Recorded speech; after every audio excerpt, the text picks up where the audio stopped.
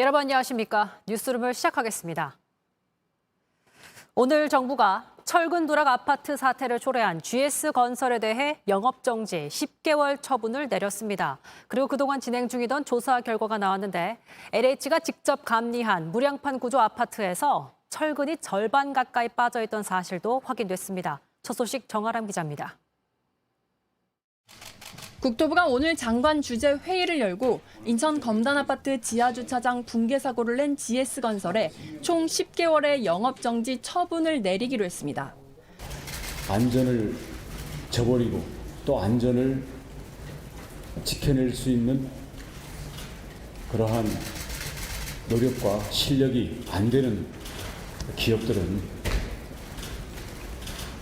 기업 활동을 할 자격이 없다고 생각합니다.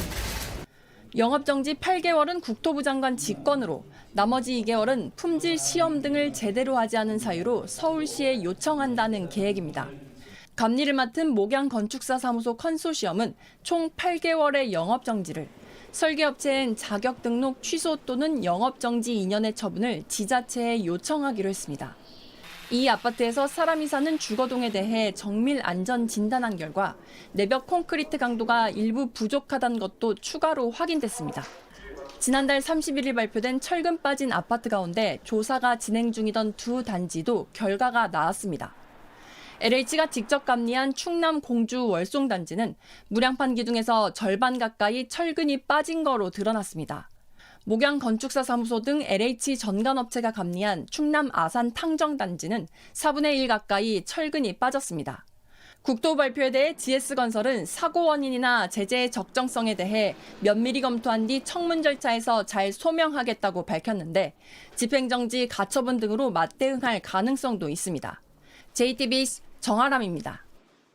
일본이 후쿠시마 원전 오염수를 방류한 지 나흘째입니다. 일본 정부는 원전 주변 바다와 수산물이 안전하다며 연일 홍보하고 있지만 중국을 중심으로 주변국의 반발은 계속되고 있습니다. 중국이 일본 정치인 방문까지 거부한 가운데 우리 측 전문가는 오늘 후쿠시마로 출국했습니다. 윤세민아 기자입니다. 일본 환경성이 후쿠시마 원전 앞바다에서 방사성물질인 삼중수소가 검출되지 않았다고 오늘 발표했습니다. 방류 개시 하루 만인 지난 25일, 원전 주변 11개 지점에서 바닷물을 떠 분석해봤더니 모든 지점에서 기준치를 밑돌았다는 겁니다. 일본 수산청도 어제 오염수 방류 지점 인근에서 잡은 물고기를 조사한 결과 삼중수소가 나오지 않았다고 밝혔습니다. 일본 정부는 검출 장비로 측정할 수 있는 가장 적은 양보다 더 낮은 수치가 나왔다며 연일 안전성 입증에 주력하고 있습니다. 하지만 주변국 여론은 쉽게 가라앉지 않는 분위기입니다. 일본산 수산물 수입 금지 조치를 시작으로 공세 수위를 높이고 있는 중국 정부는 내일로 예정됐던 일본 열린여당, 공명당 대표의 방문도 거부했습니다. 후쿠시마 시청과 현지 음식점 등엔 중국 국가번호 869로 시작하는 국제전화가 수백 통씩 걸려와 오염수 방류에 항의하고 있다는 일본 매체의 보도도 나왔습니다. 이런 가운데 한국원자력안전기술원 연구원 3명이 오염수 방류 상황을 점검하기 위해 오늘 후쿠시마를 찾았습니다. JTBC 윤세민입니다. 자해를 하려고 했다. 어젯밤 서울 은평구 주택가에서 흉기를 들고 난동을 부리다 긴 시간 대치 끝에 체포된 30대 남성은 경찰에 이렇게 진술했습니다. 하지만 체포 당시 들고 있던 흉기 2점을 빼고도 가방에 있던 흉기만 6점이었습니다. 정인아 기자입니다. 30대 남성 A씨가 빌라 건물 1층에서 경찰들과 대치하고 있습니다. 양손에는 흉기를 들고 있습니다.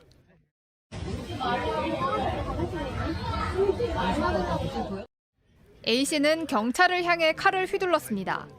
상의를 벗은 채 흉기를 자신의 몸 쪽으로 겨누며 자해 위협도 했습니다. A씨는 경찰과 2시간 반가량 대치한 끝에 특수 공무집행 방해 혐의로 체포됐습니다. 경찰 특공대 21명도 체포 현장에 투입됐습니다. 다친 사람은 없었습니다. 그 사람이 차에서 칼을 꺼내고 이쪽으로 간 상태입니다. 간 상태에서 죽인다 뭐 만다 뭐 그런 상태고. A씨는 자해를 할 생각이었다며 근처에서 혼자 술을 마신 상태라고 경찰에 진술했습니다. 또 경찰과 대치를 하던 중 엄마와 외삼촌을 불러달라, 소주를 사달라고 요구했습니다. 검사 결과 A씨는 음주 상태였으며 마약류 간이 검사에선 음성이 나왔습니다. 경찰은 현장 주변에서 발견된 가방에 흉기 6점이 더 들어있어 압수했다고 밝혔습니다. 도심 주택가에서 흉기 난동이 벌어지자 시민들은 불안에 떨었습니다. 제 친구가 여기 사는데 집을 못 들어가더라고요. 이런 일이 일어날 거라고 상상 못 해봤는데 되게 무섭기도 하고 걱정되기도 합니다. 경찰은 A씨에 대한 구속영장 신청을 검토 중입니다. JTBC 정인아입니다. 학교 폭력이 잇따라 터지자 교육부는 지난 4월 학교 폭력 근절 대책을 발표했는데요. 4개월여 만에 교육부의 후속 조치가 나왔습니다. 다음 달부터 전학 조치가 내려지면 다른 징계에 앞서 전학부터 가야 하고 가해 학생과 피해 학생의 분리 기간도 늘어납니다. 자세한 소식 임예은 기자가 전합니다. 올해 초 국가수사본부장에 내정됐다가 낙마한 정순신 변호사의 아들은 학교폭력 가해자로 신고당해 강제 전학 처분을 받았습니다. 그런데 실제 전학은 1년이 지나서야 이뤄졌습니다.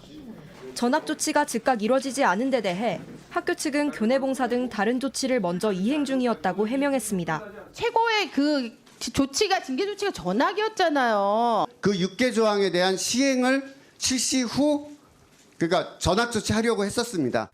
다음 달부턴 달라집니다. 학폭 가해 학생에게 최고 수위 징계인 전학 조치가 내려지면 다른 징계 조치가 함께 내려져도 먼저 전학부터 가야 합니다. 정군의 사례처럼 가해 학생의 전학이 늦어질 경우 2차 피해가 발생할 수 있기 때문입니다. 남은 징계 조치는 전학 간 학교에서 이행하게 됩니다. 이를 위해 학교장은 일주일 내로 교육감이나 교육장에게 가해 학생이 전학 갈 학교를 배정해달라고 요청해야 합니다. 가해 학생과 피해 학생의 즉시 분리 기간도 늘어납니다. 지금은 최대 3일인데 휴일이 포함될 경우 무의미하다는 지적에 최대 7일로 확대됐습니다. 이 밖에 우선 시행 조치엔 학폭 피해 학생의 진술권을 보장하는 내용도 담겼습니다. JTBC 임예은입니다.